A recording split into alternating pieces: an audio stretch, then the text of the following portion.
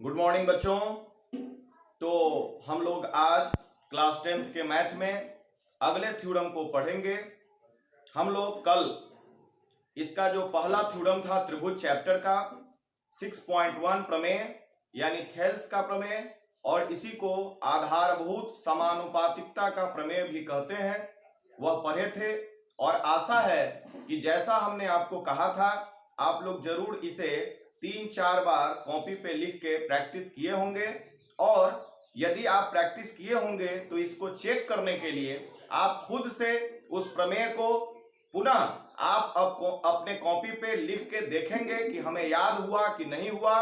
और जब आप खुद से लिखेंगे तो हमारे बनाए हुए प्रमेय और अपने लिखे हुए प्रमेय दोनों में तुलना करके यह पता लगा सकते हैं कि कहां कहां आपका त्रुटि रह गया है और उसे लगातार प्रैक्टिस करके उन त्रुटियों को दूर कर सकते हैं और आप परफेक्ट रूप से किसी प्रमेय को सीख सकते हैं। तो आज इस प्रमेय का अगला प्रमेय जो है प्रमेय 6.2 वह पढ़ना है। प्रमेय 6.2 प्रमेय 6.1 का विलोम है, यानी आधारभूत समानुपातिकता का प्रमेय का विलोम है और इसे थेल्स के प्रमेय का विलोम भी कहा जाता है। इसका जो स्टेटमेंट है वह कहता है कि यदि एक रेखा किसी त्रिभुज की दो भुजाओं को एक ही अनुपात में विभाजित करे तो वह तीसरी भुजा के समांतर होती है। इसे समझें कि आपका जो थेल्स का प्रमेय था और यह जो आपका थेल्स का प्रमेय का विलोम है वह दोनों स्टेटमेंट में जो है विपरीत है। अब इसको हम लोग यहां पर देखते हैं। सबसे पहले किसी भी प्रमेय का जो फिगर वाला पार्ट होता है वह बहुत ही महत्वपूर्ण होता है। बहुत ही स्वच्छ फिगर ड्रॉ करेंगे और फिगर एक तरफ होगा और दूसरी तरफ जो है इसका जो है इसको समझाया जाएगा। तो दिया गया है कि एबीसी एक त्रिभुज है तथा एक रेखा डीई भुजाओं एबी और एसी को इस प्रकार प्रतिच्छेद करता है कि AD बटा DB बराबर AE बटा EC। तो हमें सिद्ध करना है कि DE समांतर BC। आप याद करें कि आपको थेल्स के प्रमेय में दिया हुआ क्या था, वहां दिया गया था कि DE पैरेलल BC और सिद्ध क्या करना था AD बटे DB बराबर AE बटे EC। यह आपको दिया गया था और यह आपको प्रूफ करना था। अब थेल्स के प्रमेय के विलोम में क्या करना है, ये चीज जो आपका अनुपात है वह बराबर दिया गया है और आपको पैरेलल सिद्ध करना है कि DE जो है BC के पैरेलल है। तो इस तरह से यह एक दूसरे का विलोम है।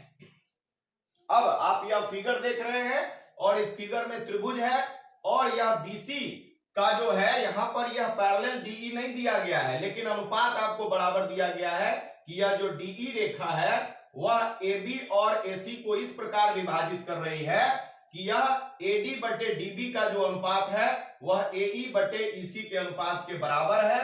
तो हमें प्रूफ करना है कि DE पैरेलल BC। तो हम कंस्ट्रक्शन करेंगे और उस कंस्ट्रक्शन में लिखेंगे कि यदि संभव हो तो माना कि DE BC के समांतर नहीं है। हम यह मान लेते हैं कुछ समय के लिए कि यह जो DE जो रेखा है वह BC के समांतर नहीं है। तो समांतर नहीं है तब क्या करेंगे, तब D से DE समांतर BC खींचा, तब इसी पॉइंट D से एक दूसरी रेखा हम खींचते हैं। किस प्रकार खींचते हैं कि यह जो है E डैश बिंदु से होकर जाए, AC के E डैश बिंदु को प्रतिच्छेद करते हुए दूसरी रेखा खींचते हैं और यह DE डैश जो रेखा है वह BC के समांतर खींचा जो AC को E डैश पर काटती। तो हम मान लेते हैं कि यह समांतर नहीं है और दूसरी रेखा हम समांतर रेखा खींचते हैं। किसके, BC के समांतर हमने एक रेखा DE डैश खींचा। अब चूंकि हमने DE डैश को BC के समांतर खींचा है तो चूंकि DE डैश समांतर BC, इसलिए थेल्स के प्रमेय से यानी जो कल हम लोग थ्योरम पढ़े थे, यदि यह रेखा इसके समांतर होगी तो यह जो दो पॉइंट है वह AB और AC को समान अनुपात में विभाजित करेगा। अर्थात AD बटे DB बराबर AE डैश बटे ई डैश सी, इस पॉइंट से यह समान रूप में विभाजित हो रहा है, तो एक बार ए ई डैश और इधर ई डैश सी, यह आपका पहला समीकरण होगा जो थेल्स के प्रमेय से लिखा गया है। परंतु इस प्रश्न में, इस प्रमेय में दिया क्या गया है, आपको गिवन है, दिया गया है कि एडी बटे डीबी बराबर एई बटे ईसी, यह दिया गया है। इसको आप समीकरण 2 मानेंगे, तो समीकरण 1 और 2 से आप देखते हैं कि इसका जो एलएचएस पार्ट है, इधर वाला पार्ट है बराबर के, वह दोनों बराबर है। एडी बटे डीबी इधर भी है और इधर भी एडी बटे डीबी है, तो समीकरण 1 और 2 से जो इस साइड वाला पार्ट है वह भी बराबर होगा। तो क्या है आपका एई डैश बटा ई डैश सी बराबर होगा एई बटे ईसी के।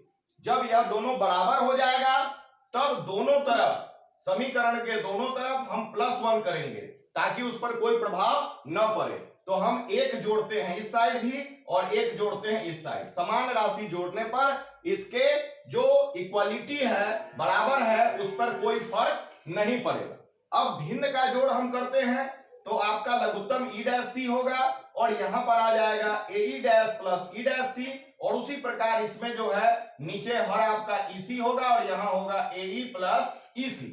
अब आप फिगर में देखें कि ए ई डैश यहां से यहां और ई डैश सी यहां से यहां, यह पार्ट और यह पार्ट मिलके आपका क्या बन जाता है, एसी बन जाता है।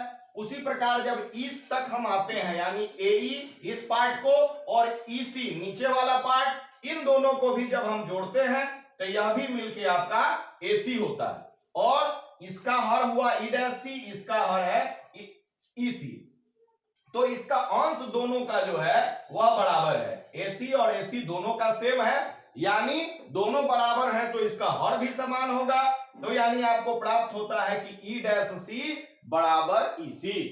तो यह दोनों बराबर होने का क्या तात्पर्य है, अब एक रेखाखंड है यहां से यहां ए बी, और आपको कहे कि इसी बिंदु से होके दूसरा रेखाखंड जो है वह एसी भी बराबर है। तो AB और AC यदि बराबर है, इसका मतलब है कि दोनों बिंदु अलग अलग रहेगा, तब तो लंबाई दोनों का डिफरेंस होगा।